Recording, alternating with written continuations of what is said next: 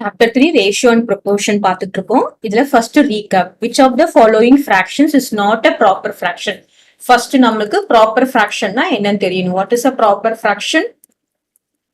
So we know that ஒரு fraction னா என்ன இருக்கும்? Numerator இருக்கும். கீழ வந்து என்னது denominator. So in the case proper fractionல பாத்தீங்கன்னா numerator is less than denominator or denominator பெருசா இருக்கும், numerator சின்னதா இருக்கும். பாருங்க எந்த பக்கம் வாய் திறந்திருக்கோ அதுதான் பெருசு. And what is improper fraction? So improper fraction னா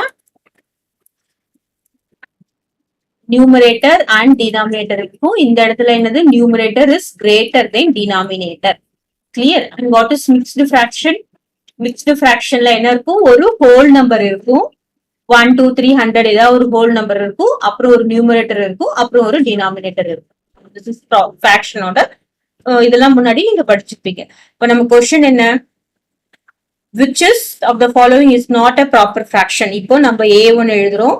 So a1 பார்த்தோம்னா என்னது 1/3. What is numerator? Numerator is 1, 3 is denominator. அப்போ 1 3 தான் பெருசு. So this is a proper fraction. Next b1 எழுதுறோம். b1 என்னது 2/3, right?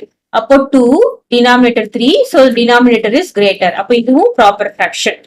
அப்புறம் c எழுதுறோம். c பார்த்தோம்னா என்னது 5/10.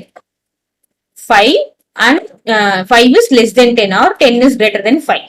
அப்போ next d எழுதும் போது என்ன பாருங்க 10/5. இங்க numerator 10, denominator 5. So 10 is greater than 5.